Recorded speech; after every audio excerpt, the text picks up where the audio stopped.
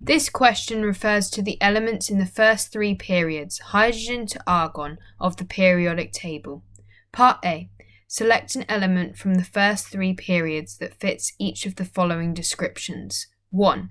The element that forms a 1- ion with the same electronic configuration as helium. Having a 1- ion means that it has gained an electron, and so we need to take a step back from helium on the periodic table. Taking a step back from helium on the periodic table would give us hydrogen. So the answer to part 1 is hydrogen, which would give us the mark for part 1. Part 2. The element with the highest first ionization energy.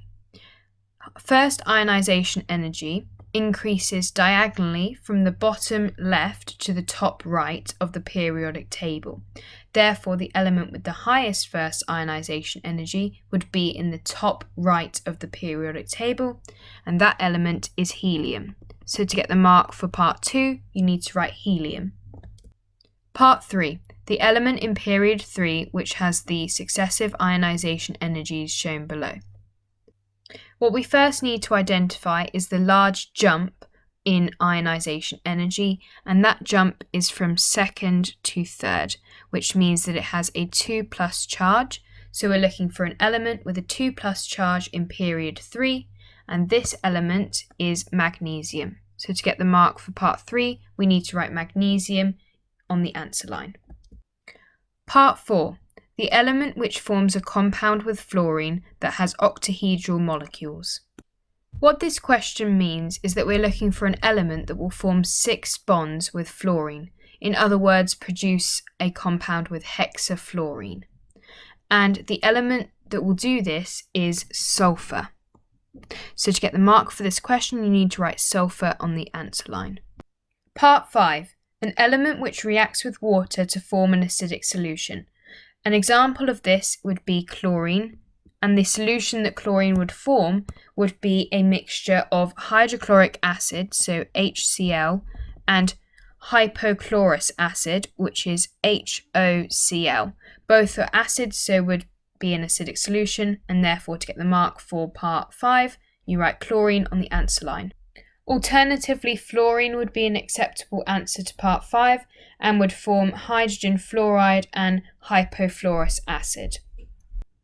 Part 6. The element X which forms a compound with hydrogen XH3 with a molar mass of 32 grams per mole. What this question is saying is that the relative formula mass of the compound XH3 is 34. So to work out the relative formula mass of X, we would do 34 minus 3, because that's the relative formula mass of H3, and that gives us 31, and the element with the relative formula mass of 31 is phosphorus. So to get the mark for part 6, we write phosphorus on the answer line. Part 7. An element which forms a compound with hydrogen in which the element has an oxidation number of -4. So what we're looking for is a compound of XH4, so a compound or an element that can bond 4 times with hydrogen and have a negative oxidation number of -4. So that means we're going to look at group 4 on the periodic table. And the element that will do this is carbon. So to get the mark for part 7, we need to write carbon on the answer line. Part 8.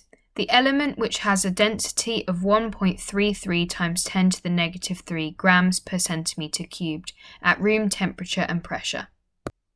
So the volume of any gas at room temperature and pressure is 24,000 centimetres cubed. So what we can do is take 1.33 times 10 to the negative 3 and multiply this by 24,000.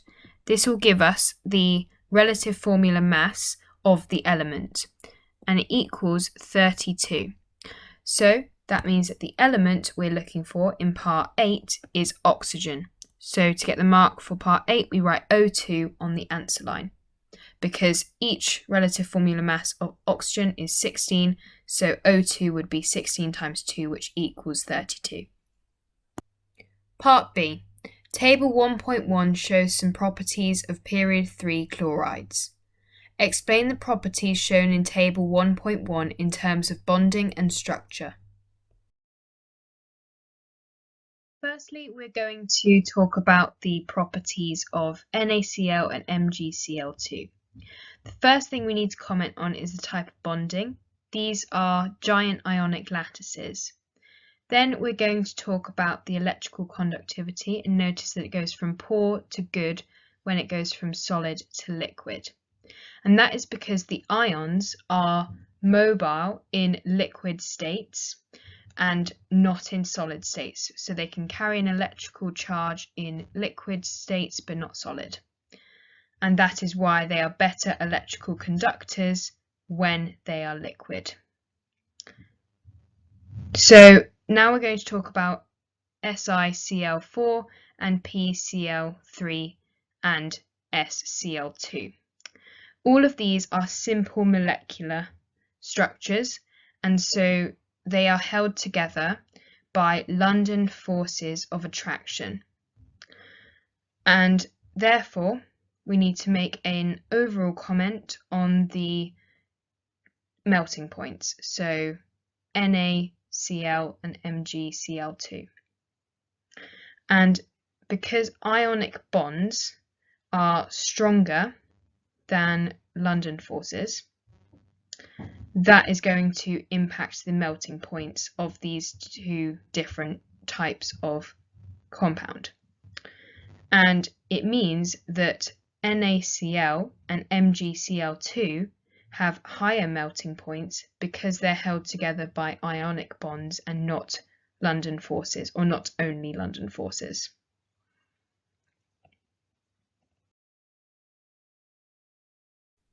To get the 5 marks for this question, you get 2 marks for talking about the bonding and structure of NaCl and MgCl2, so saying that they are giant ionic lattices and that the ions are mobile in liquid state gets you 2 marks. You then get another 2 marks for talking about the bonding and structure of SiCl4, PCl3 and SCl2, so saying that they are simple molecular and that they're held together by London forces gets you 2 marks, and your final mark comes from saying that ionic bonds are stronger than London forces.